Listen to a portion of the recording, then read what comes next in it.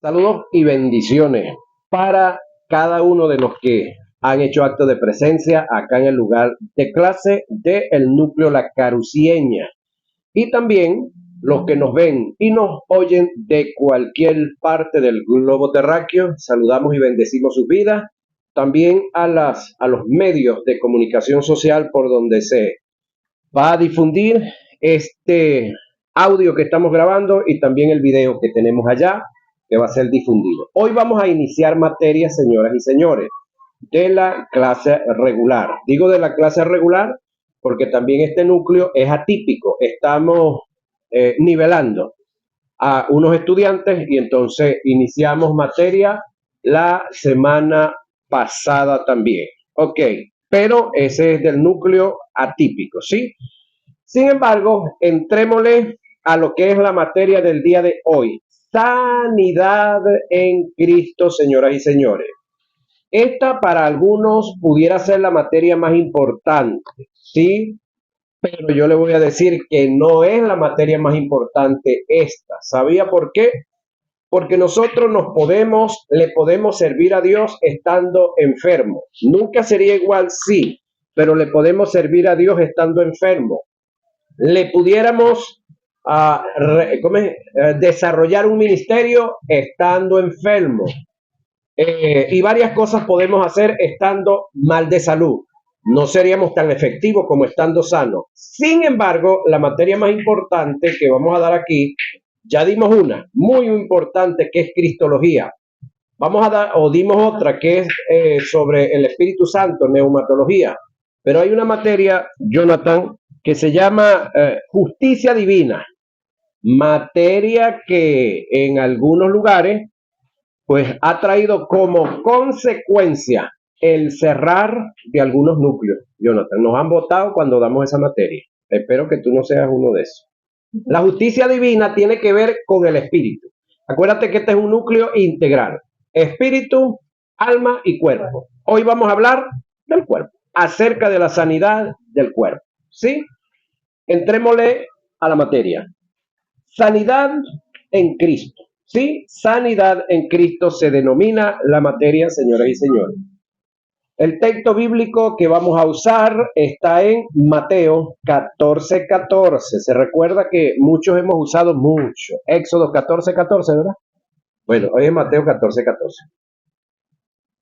¿Qué nos dice Mateo 14:14? Oiga, y recorría Jesús toda Galilea, enseñando en las sinagogas de ellos. Préstele atención a esto, de ellos. Es decir, las sinagogas no eran de Jesús. Y predicando el evangelio del reino y sanando toda enfermedad y toda dolencia en el pueblo. Y le trajeron, oiga, todos los que tenían dolencias, los afligidos por diversas enfermedades y atormentados endemoniados y lunáticos y paralíticos, oiga, y los sanó. Es decir, no hay un registro acá, es decir, la cantidad de personas, de seres humanos que fueron sanados fue tanta que no se hizo un registro. ¿Sí? Ahora, soy uno de los que creo que nuestros evangelistas, esto para que se lo transmitan a los evangelistas, soy uno de los que creo que si hay un tema que los evangelistas debieran de conocer bien y predicar bien es esto, de sanidad en Cristo, porque es parte de su trabajo, muy especialmente hacia el mundo, pero no limitarse hacia el mundo, sino también dentro de la iglesia, aunque también creo que la iglesia en su totalidad fue sanada en la cruz del Calvario. La pregunta es, ¿y por qué tenemos feligreses enfermos dentro de la congregación? No debiéramos de tener. Es como esto, es decir, hablemos de una verdad posicional. Posicionalmente, para Dios, el mundo entero está salvo. Es decir, no hay nadie perdido para efectos de Dios. Eso es una verdad posicional. Pero posesionalmente, los únicos que hemos abrazado la salvación son los que hemos conocido a Cristo y le hemos entregado nuestra vida a Él. Entonces ya somos salvos. verdad paralela. En el ámbito de la sanidad es lo mismo, porque con la muerte de Jesús no solamente Él compró salvación, sino que compró también sanidad. Isaías 53, 4 y 5 dice, molido Él fue por nuestros pecados, el castigo de nuestra paz fue sobre Él. Ahí tiene que ver con el perdón, con la salvación, con la vida espiritual. Y por sus llagas, oiga lo que dice Isaías, 750 años antes de Cristo, fuimos nosotros curados. Es decir, para Isaías, 700 años antes de Cristo ya fuimos nosotros curados. Eso es lo que se conoce como una verdad posicional en el mundo espiritual. Pero posesionalmente es lo que usted posee, es lo que usted tiene, es lo que usted ha adquirido. ¿Correcto? Entonces, esa es una verdad posesional. Reitero el texto base que acabamos de leer. Recorrió Jesús toda Galilea, luego de que viene de hacer o de librar su gran batalla en el desierto con el diablo, enseñando en la sinagoga. Parte del evangelio es enseñar, que es lo que yo estoy haciendo aquí con ustedes. Y una sinagoga era un lugar de reunión donde se reunían los judíos, por eso dice de ellos. Y predicando, que tiene que ver con evangelizar, el evangelio del reino. Ya va, ¿por qué me dices el evangelio del reino? ¿Es que hay otro? Sí. Está el evangelio del reino, que es el que predicó Jesús, y está el evangelio de la cruz, que es el que usted y yo tenemos que predicar ahorita. ¿Cuál es la diferencia de uno y del otro? Que el evangelio es buena, sin ese, buena nueva. Es decir, noticias de que un rey ha llegado a implantar el reino. Ese es el del reino. El de la cruz, que es el que nosotros tenemos que predicar, es que con la muerte de ese Jesús, que es rey, y con su resurrección nosotros hemos adquirido, alcanzado el perdón de nuestras almas. Entonces, el conocer esta verdad y entregarle la vida a Jesús va a producir salvación. Objetivo final, ser arrebatados en el día del arrebatamiento, valga la redundancia. Pero en el caso del Evangelio del Reino, que se va a predicar después de este de la cruz, entonces es el que van a predicar los 144,000 y los 2 testigos, hablando del rey que viene a implantar el reino milenial. Nótese que no hay salida, sino que imposición de reino. Pero en el caso de nosotros es una evangelización para salvación y luego ser arrebatado. Ok, esa es la diferencia que hay entre el evangelio de la cruz y el del reino. Ahora, dice la escritura, y sanando toda enfermedad, por lo tanto a él no se le pasa ninguna, y toda dolencia en el pueblo. Y le trajeron todos los que tenían dolencias, los afligidos por diversas enfermedades y atormentados por los endemoniados y lunáticos y paralíticos, y los sanó. Quiero aclarar algo acá. Esto es Mateo 14:14. Desde el punto de vista médico, se han hecho una serie de estudios y una serie de análisis en los cuales se estima que del 100% de todos los seres humanos que dicen estar enfermos, solamente el 15% están patológicamente enfermos. ¿Qué es patológico? Que usted lo lleva a un médico, le hacen los exámenes, mandan la sangre a un laboratorio, las heces y la orina, y de repente una radiografía, una resonancia y cualquiera de estos exámenes que ellos mandan, y solamente del 100% de los que llegan a los recintos donde están los médicos, solamente el 15% hay una patología real. ¿Sabía que el 85% de todos los que llegan a donde los médicos están enfermos es psicológicamente? Eso tiene otro nombre. Lo vamos a ver más adelante. Es psicológicamente, algunos influenciados por demonios, enfermedades producidas también por demonios. ¿Cómo hacemos para saberlo? El médico le mandó a hacer todos los exámenes y no aparece nada, Jonathan, nada, pero usted sigue teniendo el dolor, sigue teniendo la molestia, sigue teniendo sintiendo los síntomas, pero el médico revisó, hizo de todo y no hay nada. Entonces ahí debemos estar claros que no es patológico, es psicosomático, es la palabra que buscaba, es psicosomático o es un ataque diabólico. Entonces Ahí usted va a tener cómo orar definidamente, compañero. Esa es la importancia de ir al médico y de conocer las Sagradas Escrituras. Cuando el médico de repente le dice, hermana Carmen, esa enfermedad que usted tiene, de lo que me dice aquí, es hasta que usted se muera. ¿Eso es una verdad? Sí, circunstancial. Entonces ahí es donde usted tiene que tener conocimiento que es una verdad circunstancial y que es una verdad absoluta. Él la quiere tirar como absoluta hasta que usted se muera. Entonces, si tú no eres una persona educada y que conoce estas verdades, y usted es un evangélico de esos alebrestados, le va a decir, Señor, te reprenda, demonio, le va a decir al médico. Y el médico, si es un hombre medio delicado, se va a molestar, porque usted le está diciendo demonio y lo está reprendiendo. Él está diciendo una verdad circunstancial. ¿Por qué circunstancial? Porque esa verdad está sujeta a cambio. Es más, ese cuerpo que usted y que yo tengo es circunstancial con nosotros. Es temporal, no va a durar toda la vida. Entonces, son detalles que debemos de tener muy claro en esta parte de la salud. Ahora, seguimos hablando del tema. En Mateo 4, 23 y 24, y saliendo Jesús vio una gran multitud. Oiga esta expresión, una gran multitud. Y tuvo compasión de ellos. Oiga, y sanó a los que de ellos estaban enfermos. ¿Qué fue lo que tuvo Jesús de ellos? Compasión. Oiga la expresión, no lástima. Uno no, a nadie, a ningún ser humano se le debe tener lástima. ¿Qué debemos de tener? Compasión. ¿Qué es compasión?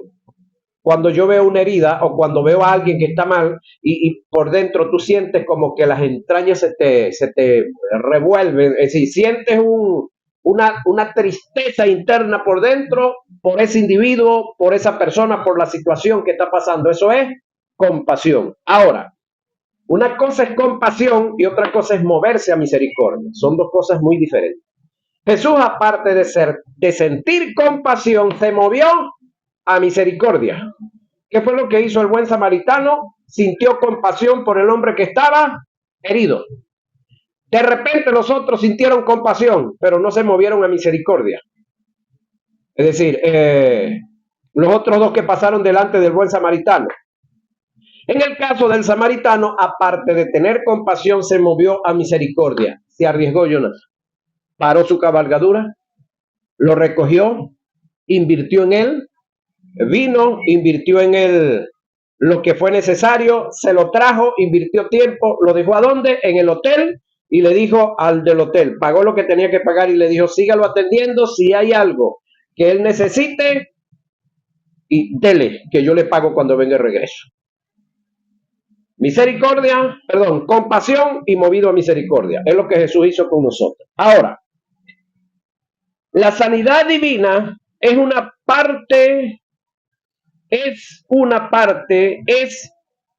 esencial del Evangelio del Reino. Es esencial del Evangelio del Reino y de la cruz también.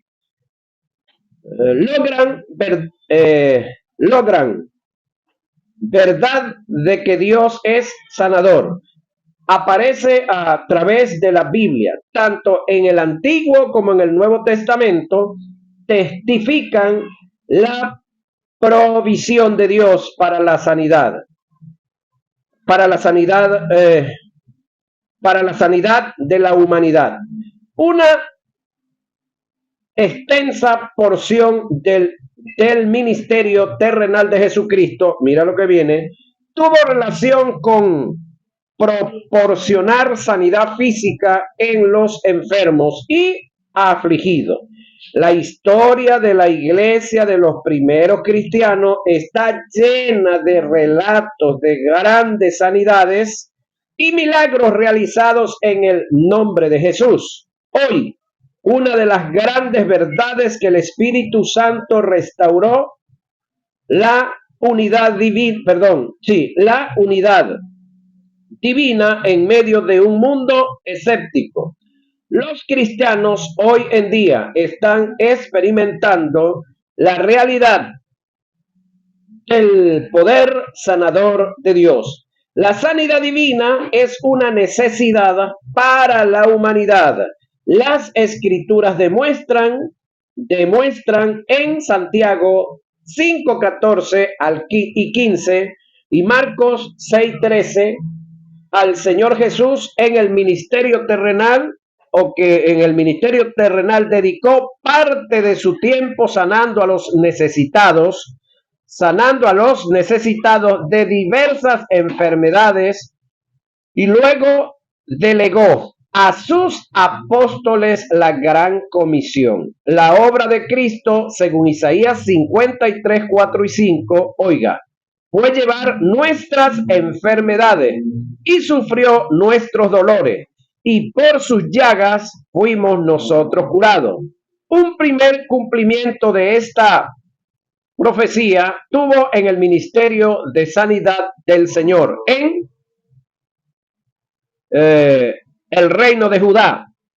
Mateo 18, 16 al 17. Sus milagros de todo tipo fueron la señal de su victoria sobre el mal y sobre la muerte. Además de la prueba deslumbrante de su propia divinidad, pero fue sobre la cruz que llevó nuestro pecado con todas sus consecuencias físicas y morales. Es allí que consiguió para nosotros la redención, oiga, total del alma y cuerpo mediante la resurrección. Hay una palabra que llama mi atención en uno de los pasajes mencionados: compasión. Este término viene del griego esplanchinisomai, el cual indica ser movido en las entrañas. Está relacionado con un estado triste y lastimoso por causa de otro. Está asociado con la misericordia, Marcos 1:41 y Marcos 9:22. Compasión te lleva a anhelar, oiga, el mejor deseo para otro. Todo esto era lo que Jesús sentía y siente por los enfermos. Creo que he sentido lo mismo en carne propia al visitar tantos lugares y ver tantos enfermos.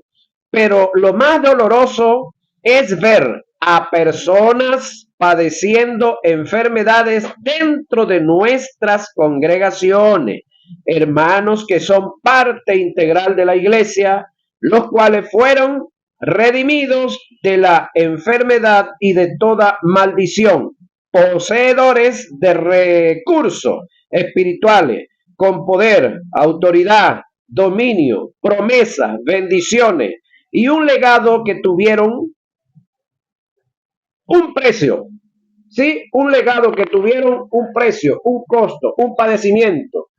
Y ese precio fue muy alto, pero que por diversas causas no caminan en ellas. El objetivo de este estudio es darte a conocer las verdades en torno a la sanidad como parte de la salvación. El conocido predicador de sanidad divina, F.F. Wongwan, afirma: antes de que alguien pueda tener una fe firme y recibir sanidad en su cuerpo, debe deshacerse de toda duda e ignorancia concerniente a la voluntad de Dios en este asunto. Para recibir sanidad por fe necesitamos saber, oiga, lo que enseñan las escrituras. Tanto es la voluntad de Dios sanar el cuerpo como lo es sanar el alma. Hasta tanto no conozcamos cuál es la voluntad de Dios, no tendremos nada en donde basar nuestra fe.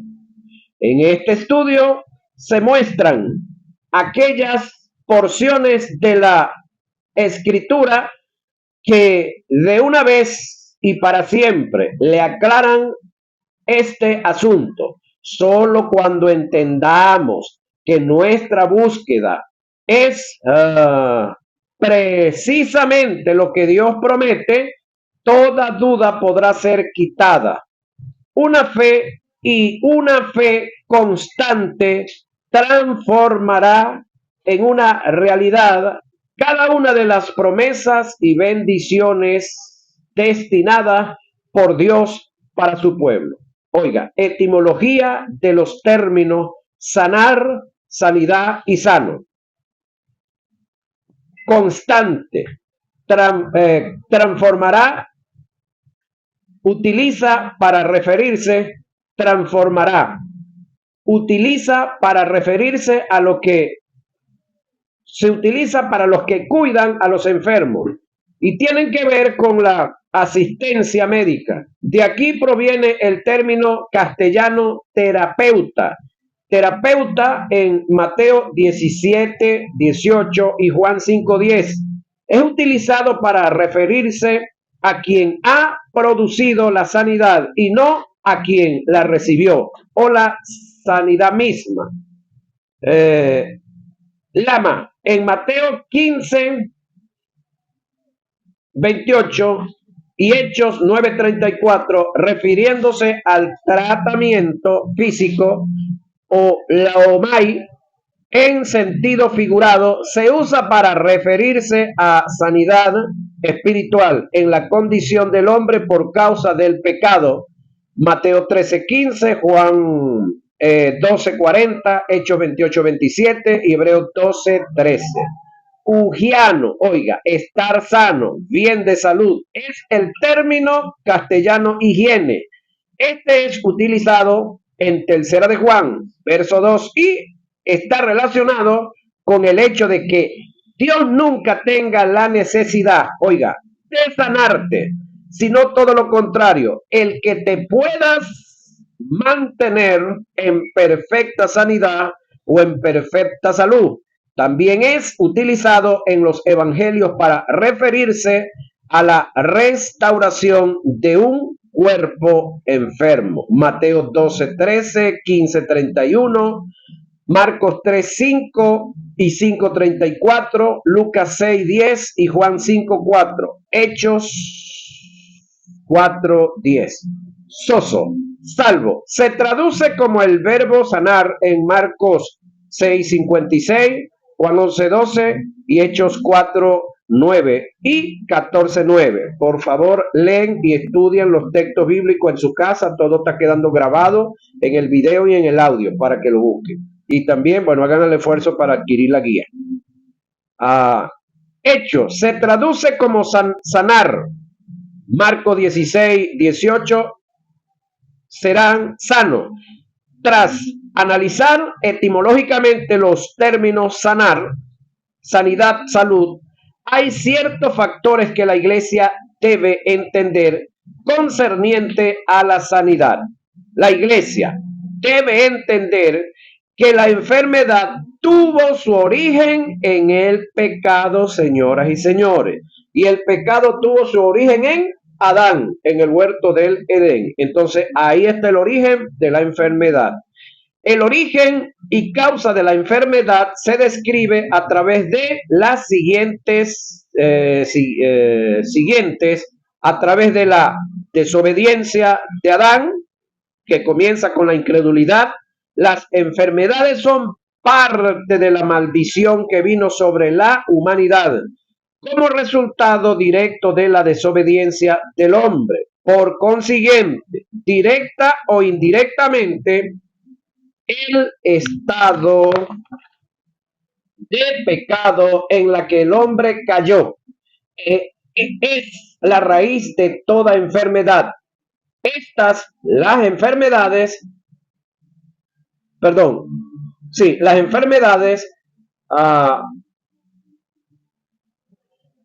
pues la paga del pecado. Según Romanos 6:23, el dolor sugiere falta de bienestar y falta de paz. Este fue el estado mental y emocional de Adán después de su transgresión. El peso de la culpa en su convicción de condenación y vergüenza lo dejó accesible y vulnerable ante las enfermedades, señoras y señores. Con esto no queremos afirmar, oiga, que un cristiano que esté enfermo está en pecado. Tampoco así. Lo que queremos dejar en claro es lo siguiente. El derecho legal otorgado a la enfermedad para que se apoderara del hombre fue la alta traición cometida en contra de Dios en el huerto del Edén. Isaías 53, 4 y 5. Dios no hizo al hombre enfermo, ni para que tuviese enfermo.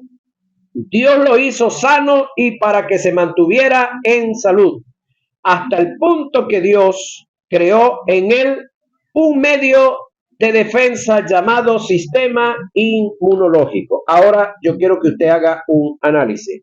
Ustedes han estudiado un poco la vida de Adán, ¿verdad? Y la de Eva. ¿Han visto en alguna ocasión a Eva y Adán enfermos? Ajá. Ustedes han estudiado y han visto la vida de Jesús, pues aquí estudiamos Cristología de alta crítica. En el estudio que hicimos de Cristología, hablando de Cristo, por supuesto, en alguna ocasión vieron a Cristo pidiéndole a los discípulos que orara por él porque estaba enfermo. ¿Por qué sería? Adán antes de caer y Cristo, por supuesto, que nunca cayó y nunca caerá. ¿Por qué nunca se enfermaron? Porque la enfermedad tiene su origen en el pecado. Y cuando hablamos del pecado estamos hablando de la incredulidad. Y por supuesto se le agregan los pecados, lo que conocemos como los pecados sociales y morales, que vinieron pues a unirse a esta obra mal que ha estado pues, dentro de la vida de la raza humana. Ahora, mi pregunta es, ¿por qué Cristo nunca se enfermó? Jonathan, hágase esa pregunta usted. Los demás, háganse la pregunta. ¿Por qué Eva y Adán, permiso aquí, nunca los hemos visto enfermos? ¿Por qué? Nunca los hemos visto enfermos. A Eva y Adán. Antes de caer. Los discípulos. No hay un registro como tal. Pablo sí habla de algo que eso lo vamos a aclarar aquí, la supuesta enfermedad a la cual le adjudican el aguijón de Pablo, eso se lo vamos a aclarar. Al final, eso se lo vamos a aclarar. ¿Cuál era el aguijón de Pablo? Ahora, escúcheme, si el origen de la enfermedad o el derecho que la enfermedad tuvo para venir a la raza humana es el pecado, si el pecado sale de nosotros, de los seres humanos, por lógico, si el pecado sale y se va, la enfermedad también debiera salir. Y no solamente la enfermedad, también debiera salir la pobreza, la miseria, porque ambos son productos de la enfermedad. ¿Sí? Entonces, analicemos y entendamos ese detalle. Dios, aparte de que nos hizo sanos, nos hizo prósperos. Ahora la pregunta es, ¿era próspero Adán? Sí. La pregunta sería, ¿tuvo Adán un helicóptero en el hangar? No, no tuvo hangar tampoco. Y el hecho de que no tenía un helicóptero, no tenía un avión, no tenía una moto, no era próspero. No, el tener todas esas cosas, eso no es ser próspero. Próspero es tener todo lo que se necesite para vivir en la vida y llevar a cabo el propósito que Dios le entregó a usted en la vida. Te lo repito. Una persona próspera no es la que tiene en el garaje 3 o 4 carros, 3 o 4 motos, en la casa 5 o 10 neveras y un poco de cosas por ahí. No. Una persona próspera es la que tiene lo necesario para crear sus hijitos, para vivir cómodo y para llevar a cabo el propósito de su vida acá en la tierra. Ahora, cuando hablamos de cosas naturales, estamos hablando de añadiduras. Todo lo que usted ve natural es añadidura. La bendición es espiritual. Y nosotros, según Pablo o según el Espíritu Santo, a través de la pluma de Pablo, dijo que nosotros estamos bendecidos con toda bendición espiritual en los lugares celestiales, sentados juntamente con Cristo Jesús. Entonces, ¿qué más queremos? ¿Ah? Entonces, entendamos estos detalles de la Escritura. Es tanto así que para el cuerpo humano Dios colocó en nosotros un sistema inmunológico. Señores y señores, entiendan esto. Los médicos no curan a nadie, no sanan a nadie. Hay gente que dice, no, yo fui para el médico tal, y qué médico bueno, me sanó el médico. No, ni los médicos curan, ni la ni la medicina cura. Aclárese eso en su cabeza. ¿Qué es lo que hacen los médicos? Los buenos, le indican la medicina correcta. ¿Qué es lo que hace la medicina correcta? Le nutre las áreas de su cuerpo que necesitan ser nutridas para que el cuerpo se sane a sí mismo, porque el cuerpo se sana a sí mismo. ¿Sabía usted eso? El cuerpo se sana a sí mismo. Para eso Dios le dejó el sistema inmunológico. El detalle es que nosotros muchas veces no colaboramos con el sistema inmunológico.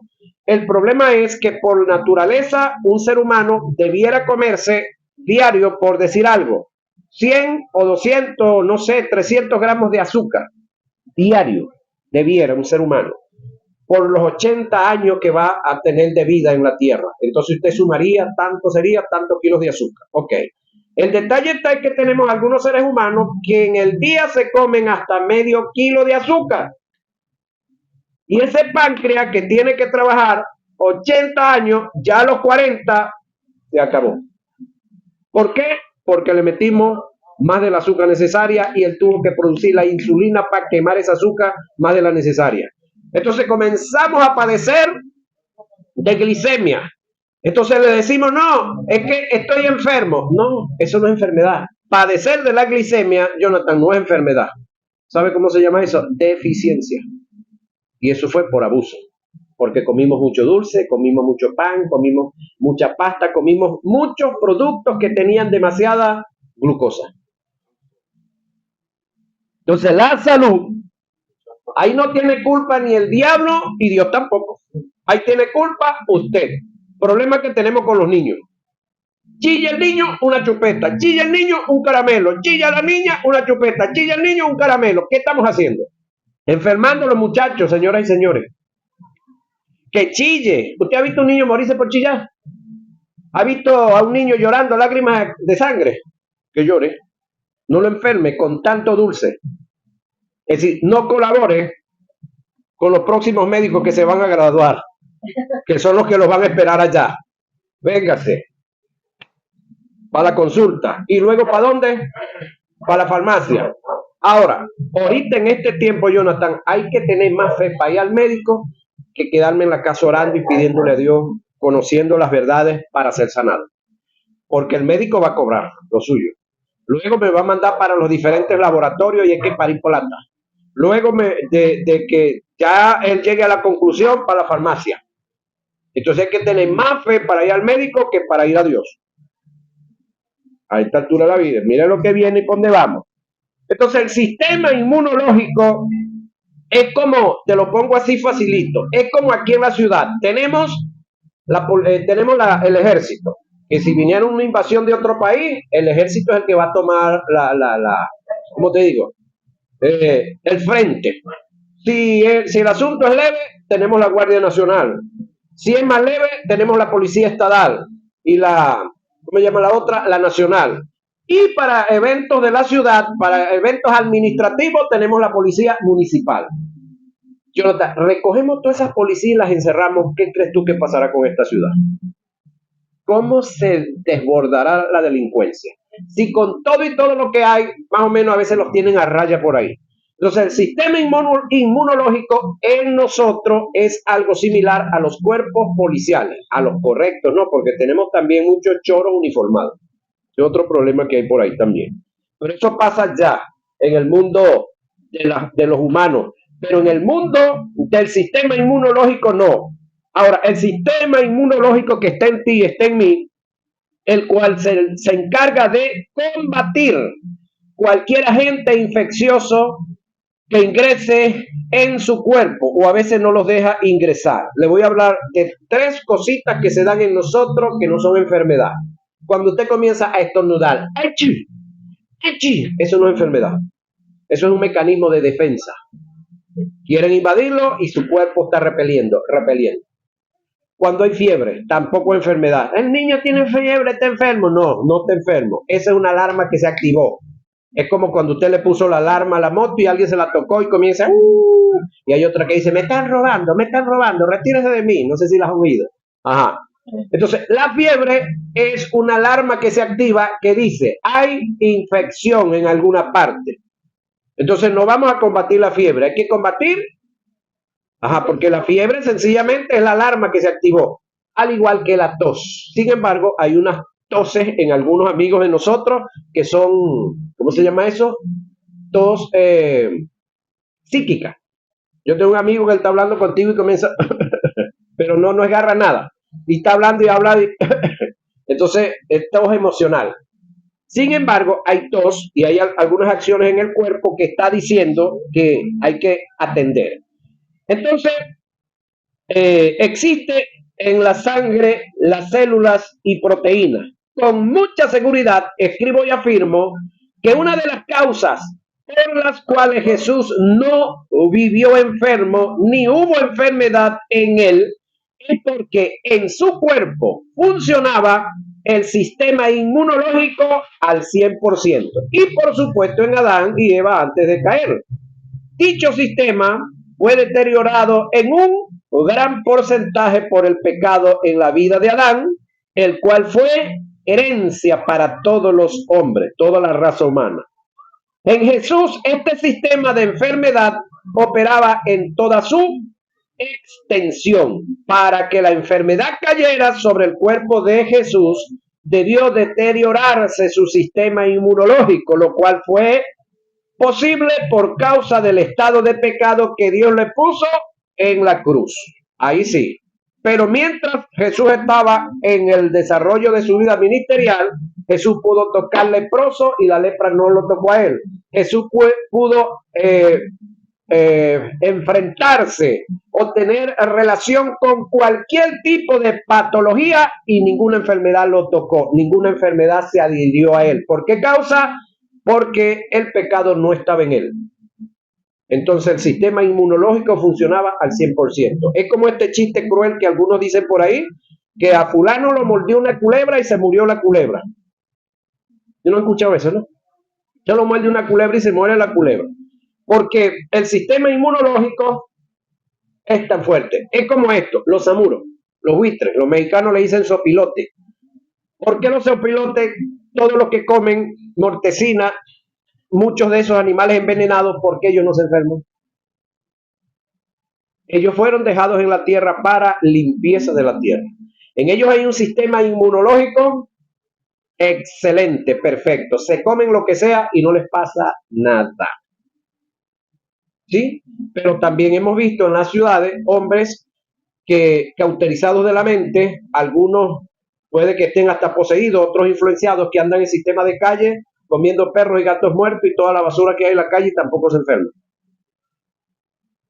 Y están en pecado, la mayoría de ellos.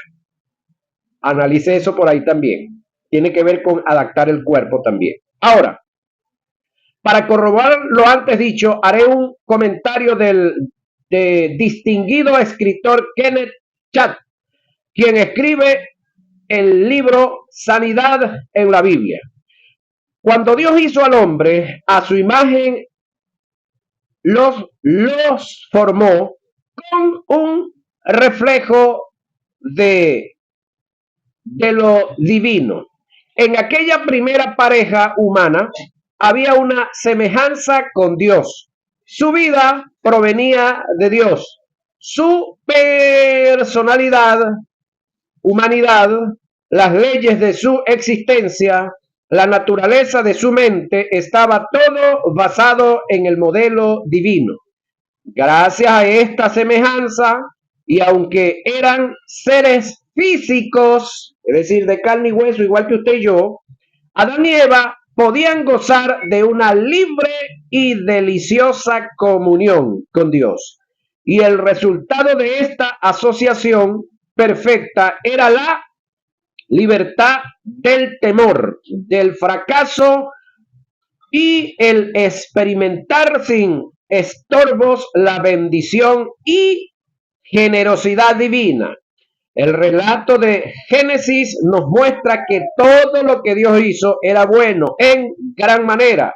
La palabra que utilizó para bueno es Tov, T-O-B, que indica agradable, próspero, hermoso, feliz, importante, fértil, todo lo relacionado a lo mejor.